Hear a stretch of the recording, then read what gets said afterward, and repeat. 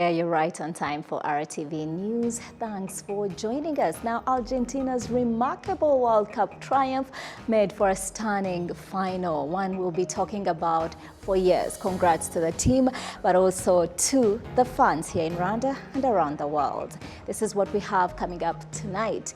RPF Nkotani youth were urged to double their efforts in order to increase Made in Rwanda productivity. Also coming up, Burundi is set to face off with South Sudan for the 5th Assembly Speaker position at the East African Legislative Assembly. Globally, Russia's invasion of Ukraine in February brought large-scale land warfare back to Europe.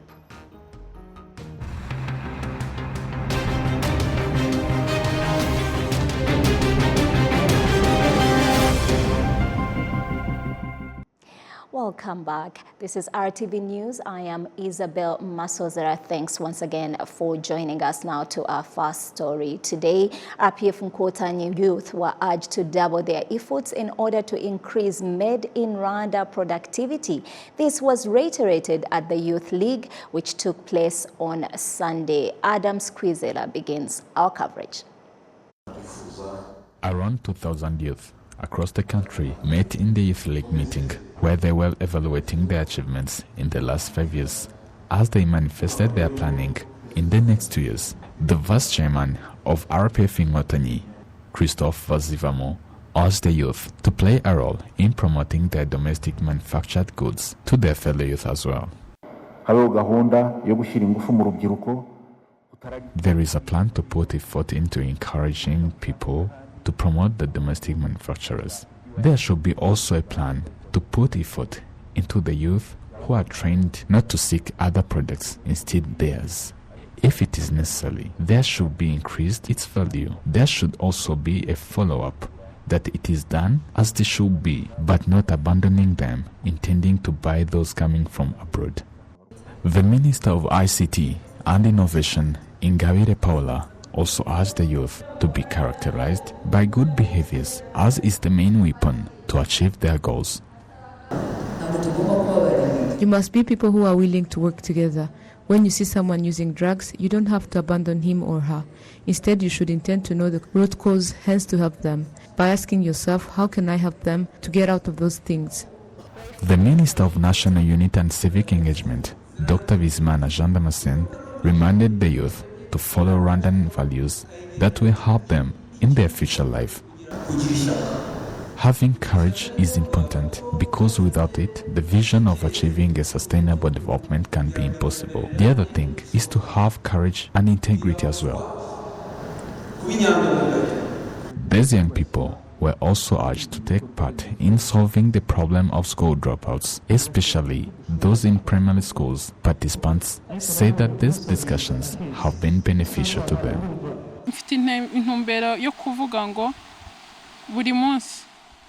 Now I have the goal that every day I will learn something new, and when I get the chance, I will share it with my friends so that the one I helped can also help the other, and we can speed up the development easily.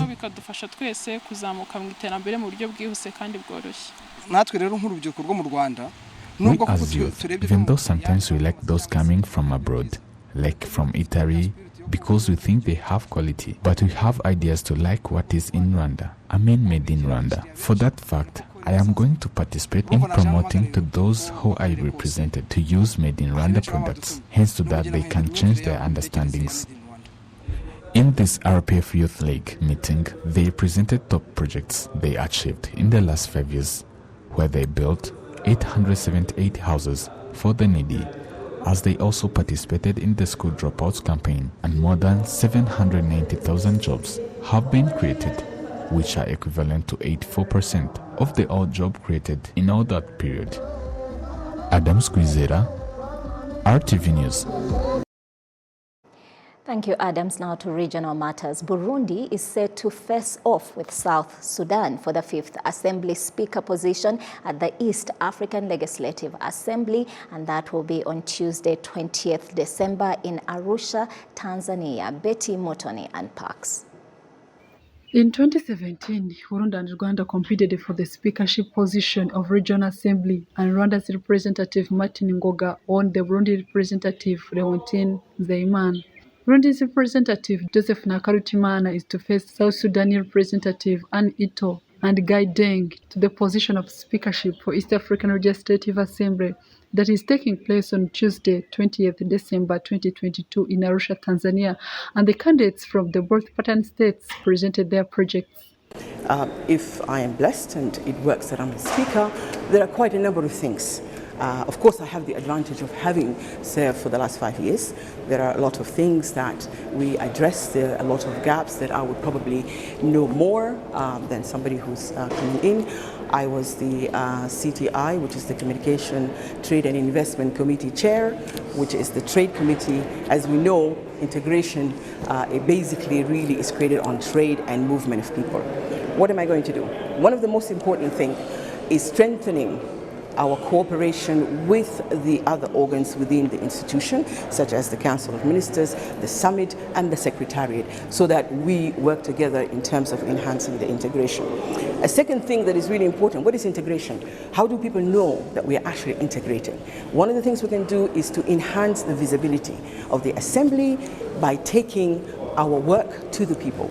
And that is through the rotational system whereby we do our sittings in the partner states. We have been lucky enough to be able to do some, but because of COVID, we have actually been out of communication or a physical meeting for a while. But this is an opportunity for us to continue on that path by enhancing the visibility and taking the integration agenda to the people. Personally, as Joseph, I cannot do a lot of things alone. I count on my colleagues, the MPs. We'll have to sit together, to check, and together try to boost, to push again where our fourth chapter were. We are only with this goodwill of trying to boost more these protocols so that our people in this region, in all of these countries, should say that we did something visible with this Chapter 5 EAC. I am only feeling that if we could push more, because we need it, we need really it. Our country should be opened more, should be friendly more, we should feel as living in one home, in one family, in one country. Kennedy Mukuria, one of the South Sudan candidates, stepped down from the race of speakership position of East African Legislative Assembly due to the fact that he had to serve the interests of his country. I had expressed interest in the position of the speakership for the East African Legislative Assembly 5th Yala. However, as of now, we have received a directive from the President of South Sudan indicating that we should rally behind Dr. Anne Ito for the speakership of the East African Legislative Assembly. So I want to put the interests of the country first before mine, and I therefore want to declare that I've stepped down in the office of the speakership as a contestant, allowing the official candidate of the country to run for the speakership position in the 5th Yala. And of course, I've taken this decision based on the fact that I have made the country first before any other person. The election of the 5th Assembly is expected to take place on Tuesday, 20th December 2022, comprising 63 members with addition of new member state DRC Congo. For the candidate to be declared a winner of the Speaker of the East African Legislative Assembly, must make 43 votes from the members. Betty Mutoni, in Arusha, Tanzania. Thank you, Betty. Now, in more news, the malfunctioning of milk collection centers issue that has been raised by farmers for a very long time is one of the challenges that were being dealt with by the deputies. They have requested the government to urgently address it, among other issues that were raised. Olivon Tete brings us this report. Farmers across the country reveal that there are some of the issues currently faced in the functioning of milk collection centers that have been established close to them. Among the issues raised includes the pricing this collection charge, which they say is different from the local market's price. A farmer used to receive 200 francs per litre from the milk collection centers, but now he's receiving 300 francs. Comparing to how it was before, a litre now costs 400 Rwandan francs, but then it used to cost 300 Rwandan francs. The issue we have is that we always face losses. Other issues include the fact that most of these milk collection centers still has low capacity compared to what it should be processing, the problem of districts that build these facilities without a plan, poor management of resources in the cooperatives that manage these collections, roads that head to those milk collection facilities that are not well built, poor cooperation with farmers and industries that process milk, mishandling of materials that are in these facilities, and many more. While deputies were closely examining the report of the Auditor General about these issues, some of them requested that the issues should be addressed as soon as possible to prevent losses that result from malfunctioning of these milk collection centers from increasing. It seems that there is a way to solve these issues, and I think that if we use more efforts, these issues can be quickly addressed. Issues about planning should be addressed quickly to avoid losing important projects and activities due to those issues. Uwera Kayumba Alice, the chairperson of the Committee on Land, Agriculture, Livestock and Environment in the Chamber of Deputies, notes that issues in milk collection particularly causes loss to the government as well as citizens. For example, you may find that there are refrigerators or other equipments that provide energy that are not functioning. There is no proper following up on these milk collection centers. In Rwanda, 132 milk collection facilities have been built with the capacity to receive 483,000 litres per day. The General Assembly of the Chamber of Deputies recently convened at the end of this week and requested the Prime Minister to follow up on all these issues involved and share a report on how the government has addressed them in less than 4 months. Olive Nete, RTV News. Thank you, Olive. Now staying on the same topic, livestock farmers in Nyaruguru district say that they are making losses because they lack the market to consume the milk. However, there are 2 other collection centers in the region that are now noting that, on the other hand, they have less milk compared to the capacity they have to store them. Well, that comes from Adams Kwizera.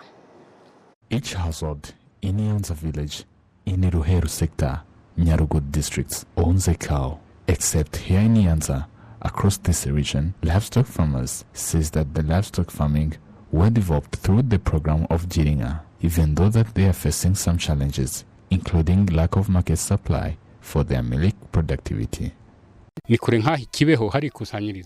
The milk collection is very far from here, while we risk that the milk should be damaged or that we can't afford the transport fee.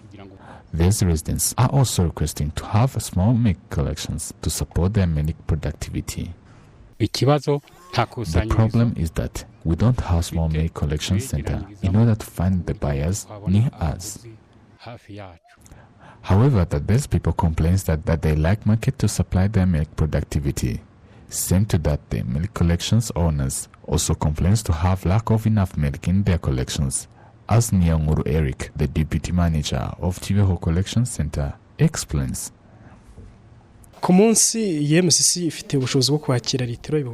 We have the capacity to receive almost 2,500 liters per day, but currently we receive about 350 liters or 380 due to that we are having rain nowadays, which means that we are working on a loss. Due to that, we are not satisfying the available market. In order to solve this problem of the fact that the 2 collections in Nyaruguru district are far from the livestock farmers, Nyaruguru district vice mayor in charge of economy, Gashema Janvier, noted that as a district, they thought to build small collections around the sectors. Yes, we also see that, as you know, Nyaruguru district, it's very hard to transport milk from Ruheru to Kibeho. We are planning to build small collections which will support those farmers to transport their milk, as that we think it will help them to achieve the development goals.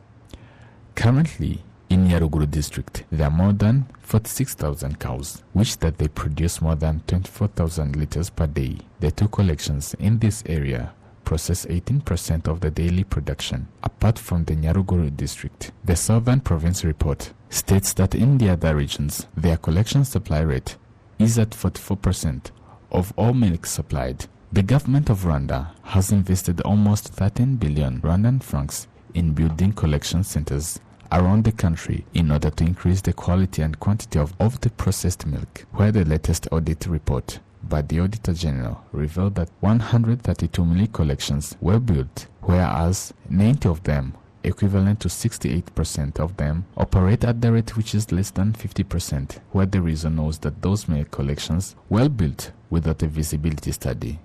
Adam Squizera, RTV News.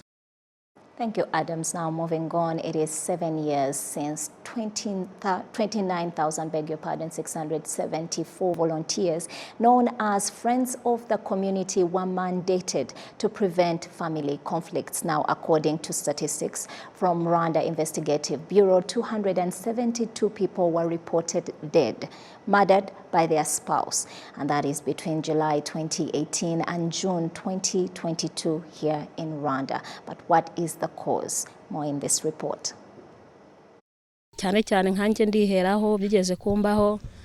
Tulekumai Clemence and her husband believe that the conflict between them has hindered the development of the whole family. They have 3 children. I was pregnant, but I would sometimes go hungry, and I would spend the night being beaten. And yet I had a job and earned well. But because the husband had a bad attitude, he wasn't able to buy food, and the children would go hungry. We were supposed to make an income of 2,000 per day, but instead of buying necessities, I used to spend the money in bars. This means we were not supposed to be at this level. That's why I regret spending the money on useless things. The couple is currently preparing to get married before the law this month after being helped by friends who work within their village, that is in Kamonyi district, and they're committed to living together in peace. The village leader says that if they didn't have friends of the community, conflicts would have escalated within homes to the level of spouses killing each other.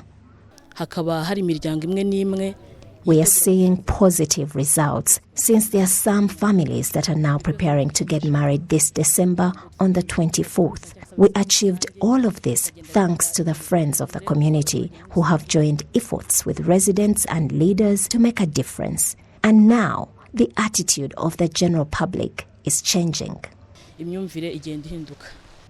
Statistics from the Rwanda Investigative Bureau now show that the vice has spread countrywide.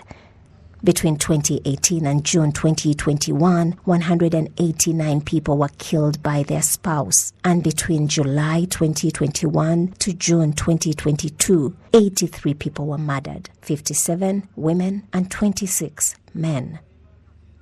The president of Rwanda Women's Parliamentary Forum, FFRP, credits the increase in numbers to victims speaking out as a result of ongoing campaigns. Whether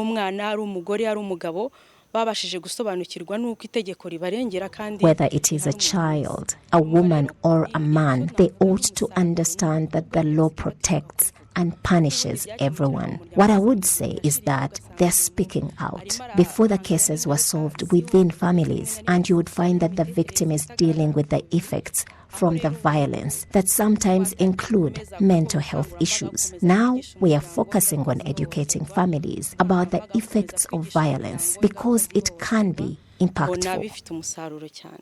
Globally, the United Nations Office on Drugs and Crime, UNODC, reveals that in 2021, 81,000 women and girls were killed by a family member, including 45,000 killed by a spouse or an intimate partner.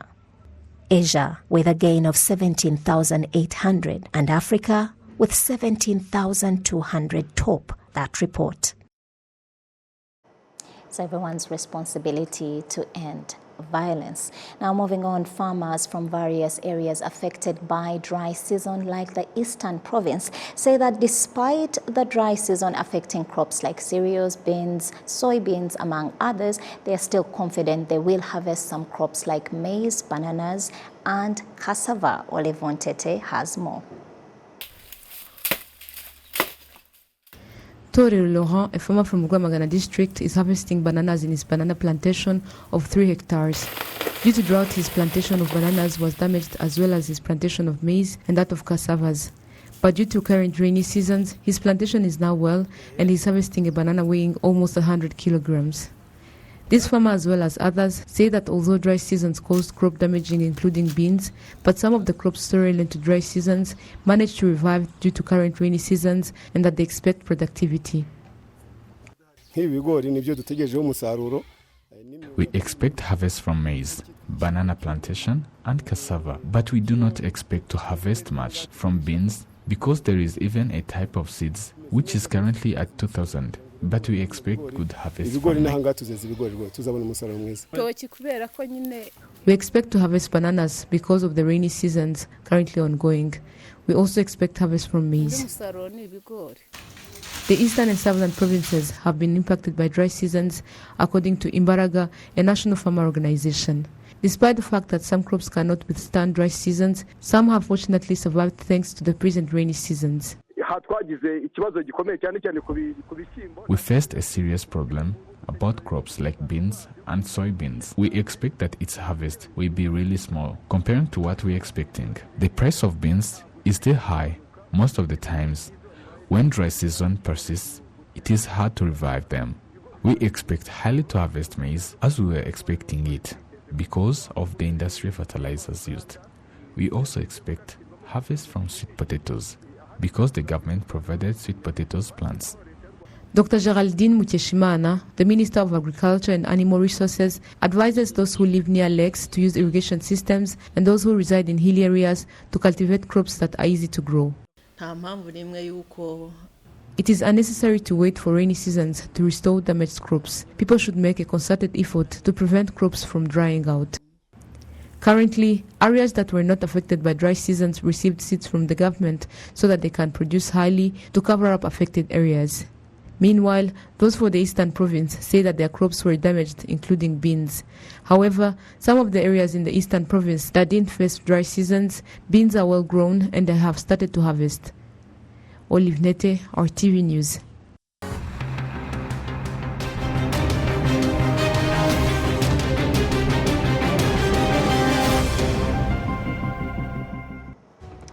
On behalf of the entire team here at RBA, thanks for watching and do keep it RTV.